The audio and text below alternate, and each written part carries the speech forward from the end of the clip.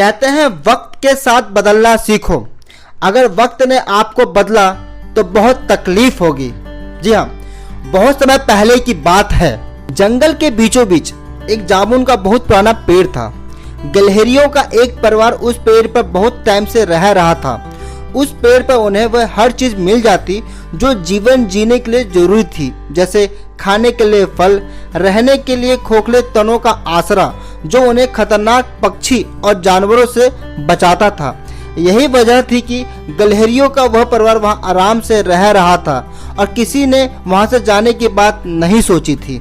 लेकिन कहते हैं ना, वक्त को बदलते वक्त नहीं लगता।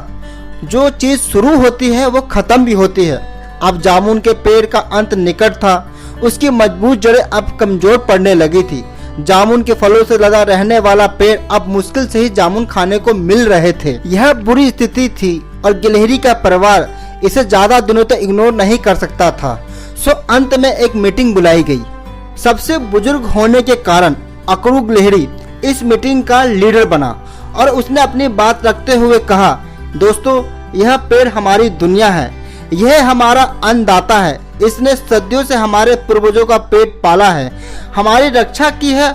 आज भले ही इस पर फल आने कम हो गए हैं, इसकी जड़ें कमजोर पड़ गई हैं, पर फिर भी हम इसको छोड़कर कहीं नहीं जाएंगे और भगवान की कृपा हुई तो ये वापस ठीक हो जाएगा।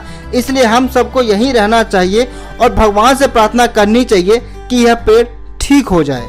सभी गिलहरियों ने अकड़ू की हाँ में हाँ मिलाया, लेकिन बिल्लू नाम का एक गिलहरी से रहा नहीं गया तो उसने अपना हाथ उठाते हुए कहा, मुझे कुछ कहना है और मैं आप सबके सामने अपनी बात रखना चाहता हूँ।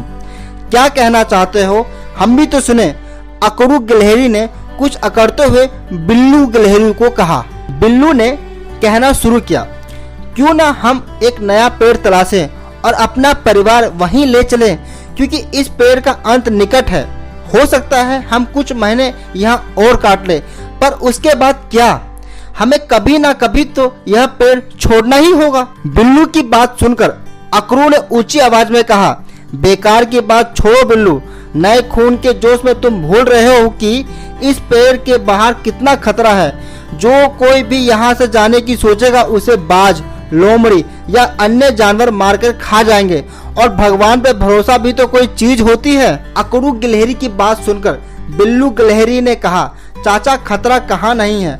सच कहूँ तो इस समय नया घर ना खोजना हमारे लिए सबसे बड़े खतरे की बात है।